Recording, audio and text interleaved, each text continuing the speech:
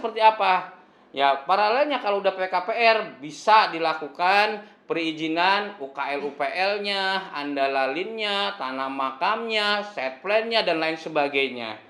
Nah itu, tapi kalau belum itu terrealisasi sebagai PKPR itu belum bisa dilakukan kecuali dari pihak Pemda ada saran-sarannya supaya paralel kita mempersiapkan supaya tidak terlalu lama prosesnya, tidak saling menunggu, tapi kita proaktif. Nah inilah yang menjadi satu bahan dari pihak Kopurumnas supaya di Manado ini karena konsumen merasa terlalu lama belum ada perkembangan ya, tapi memang prinsip dari Kopurumnas tidak akan membangun satu perumahan yang ada di setiap lokasi sebelum perizinannya atau IMB-nya clear. Nah, kalau IMB-nya clear juga harus ada legalitas tanah yang jelas. Jadi itulah jadi satu tantangan di mana Kopurumnas ini karena legalitas tanah kita menganut sistemnya tidak mau dengan sistem riba, tidak melibatkan perbankan yang seperti ini. Jadi kita harus sesuai cash flow dari masyarakat yang ada.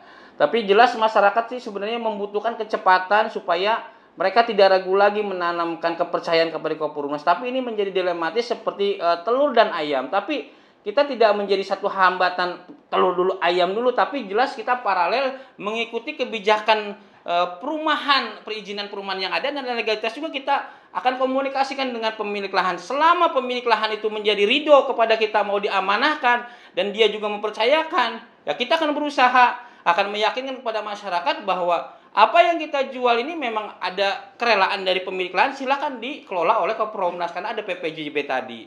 Nah, masalah perizinan, jelas perizinan juga terkait dengan kebijakan di Pemda. Di Pemda itu setiap Pemda ada ya kebijakan yang masing-masing yang berbeda-beda. Nah, inilah jadi tantangannya.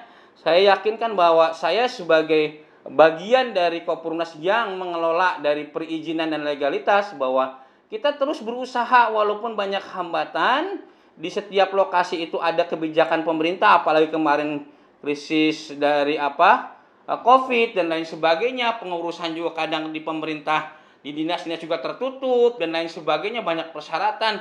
Tapi kita tidak menyerah dan itu menghambat semua perjalanan dari Kopurumnas supaya mendapatkan izin dari membangun di situ dan legasi yang baik. Nah, jadi mohon jangan seperti itu.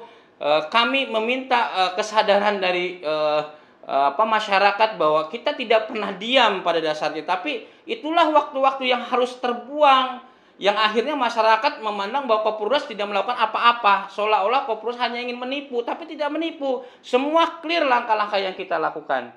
Itu aja.